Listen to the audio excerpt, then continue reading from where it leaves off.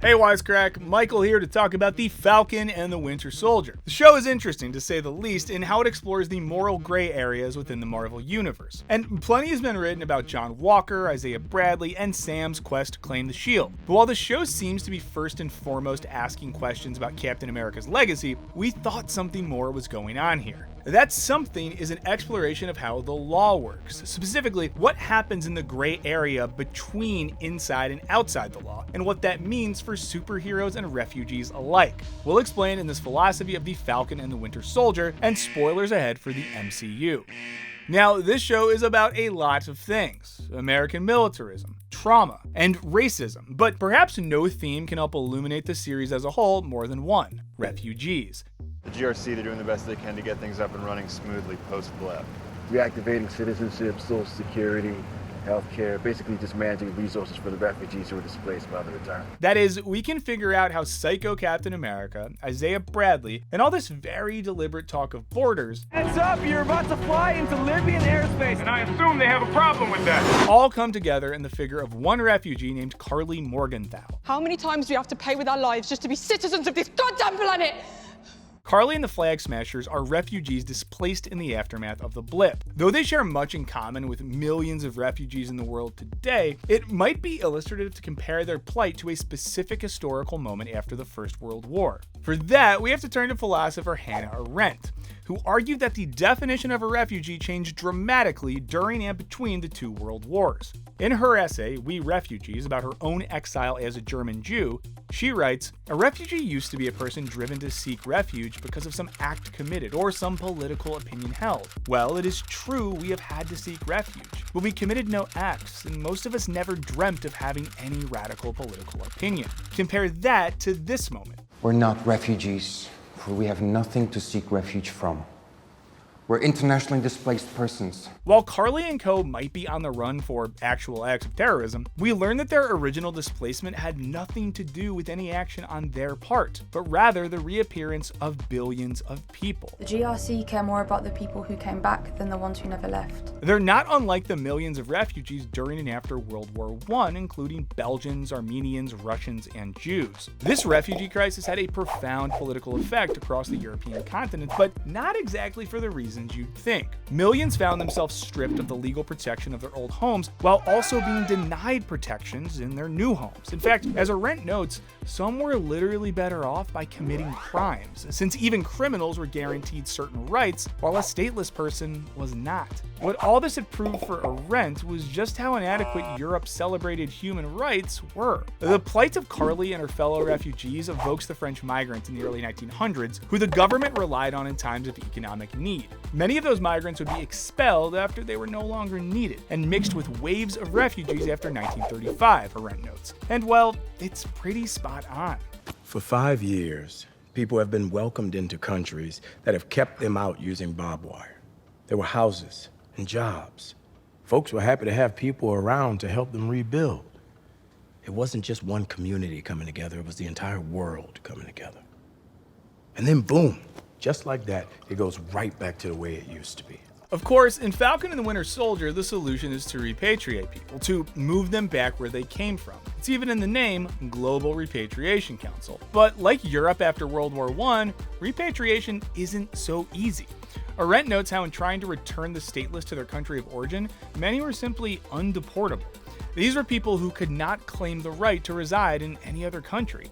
They simply weren't welcome anywhere, like Armenians stripped of rights and expelled from the Ottoman Empire. And of course, a few years later, the Nazis would force Jews out of Germany, even toying with the idea of forcibly relocating them to Madagascar. In the penultimate episode, The Disruption of the Patch Act, a law to restore traditional border regulations, is the cliffhanger, wherein one delegate objects to how exactly repatriation will go. We're not rounding them up like cattle. The cattle comment gets at the core of the issue at stake with Europe's refugee crisis. As Arendt argues, it was this crisis that, for a time, gave police the authority to rule directly over people. The de facto solution for the stateless was the internment camp and the concentration camp, places that exist outside the normal sphere of law. And this ambiguous legal state would go on to define the world we live in, whether or not we're refugees. This point was later taken up by philosopher Giorgio Agamben, who argued that the camp had become the hidden law of the land. That might sound weird and confusing, but consider this. Agamben was less interested in the way that governments acted in the normal legal system and more in realms where such a system was suspended entirely.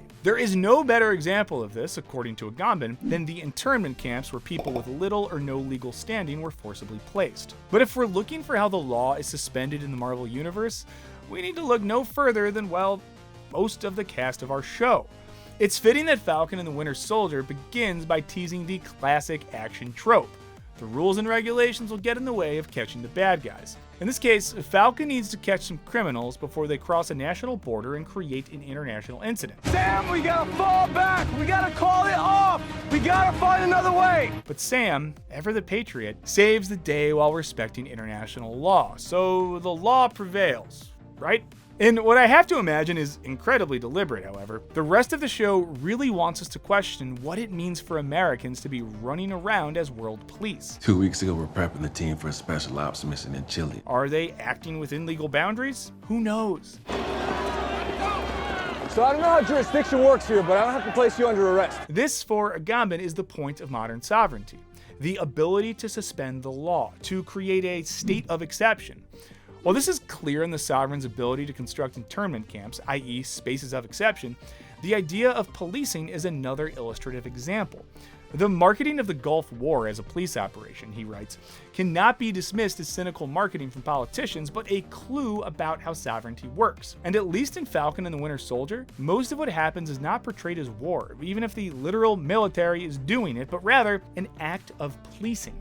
Even though Sam notes the Cap is shackled by all kinds of regulations, But you guys have rules of engagement and all kind of authorizations you have to get. it becomes very clear that he gets to make the rules, like spying on American citizens. We tracked you through Red Wing.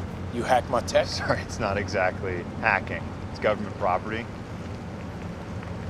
Kind of the government. Or unilaterally deciding that Bucky doesn't need court-mandated therapy. Bucky's not going to be following a strict schedule any longer. We haven't finished our work. Who authorizes? But when things aren't working out so well, Cap is more than happy to appeal to the law. The Dora Milaje don't have jurisdiction here. That state of exception might be found in the forced repatriation of refugees or the extrajudicial killing of a civilian. But the point is, they're all related. The show even makes the connection between refugee camps and police operations pretty explicit. The GRC was first presented as a humanitarian organization, but by episode 5 is conducting police operations. GRC accused them of harboring and abetting international fugitives, so they raided the place and shut it down. Now the show is pretty clear about its central premise. John Walker is no Captain America because he lacks the moral compass of Steve Rogers. But for Agamben, this in itself is exactly the problem with the state of exception. Whether or not you get murdered should not be dependent on how much Lincoln someone has read that particular day. Mercy bears richer fruit than strict justice.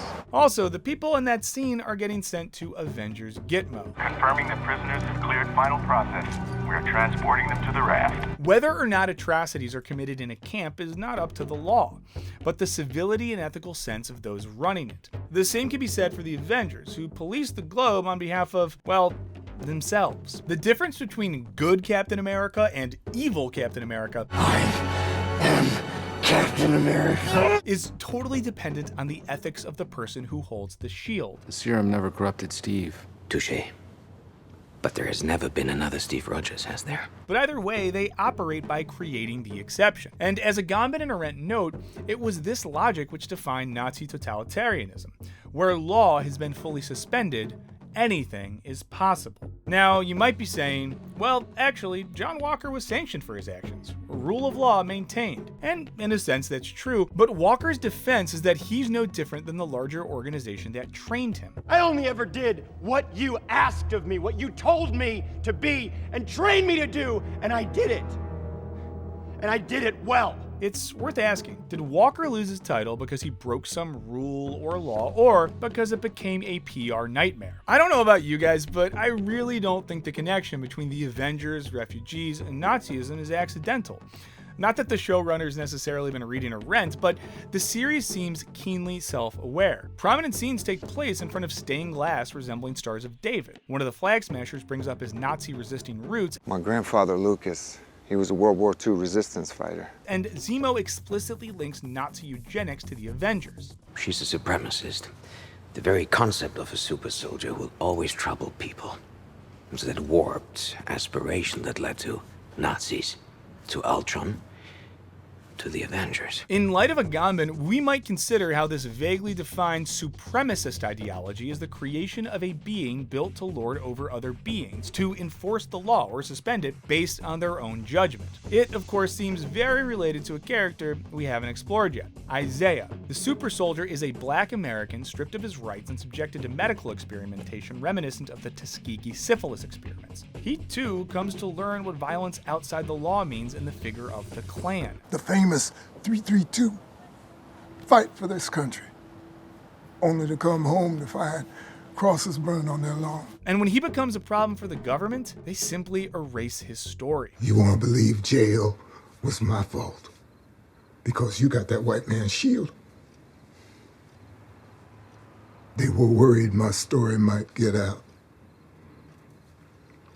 So they erased me, my history. But they've been doing that for 500 years. By the end of the season, things appear to change, however. Sam has fully asserted himself as Captain America. I'm sorry, wait, who are you? Captain America. And tries to distance himself from some of the symbol's troubled history. You of all people bought into that bullshit. I'm trying something different. Maybe you should do the same. Sam even speaks up on behalf of refugees. You have to stop calling them terrorists. What else would we call them?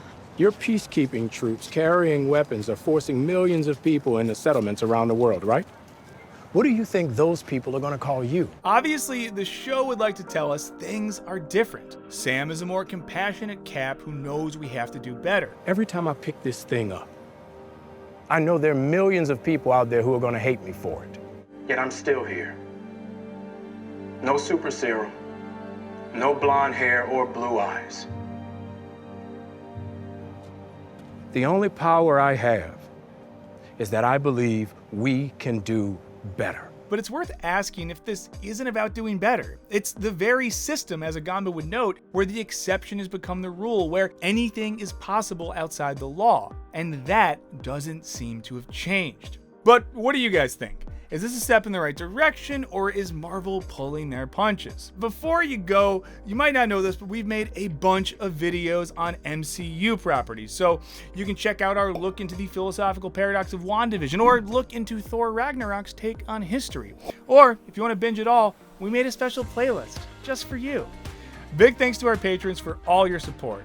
Punch that subscribe button like you're full of super soldier serum, and don't forget to ring that bell. And as always, thanks for watching. Later.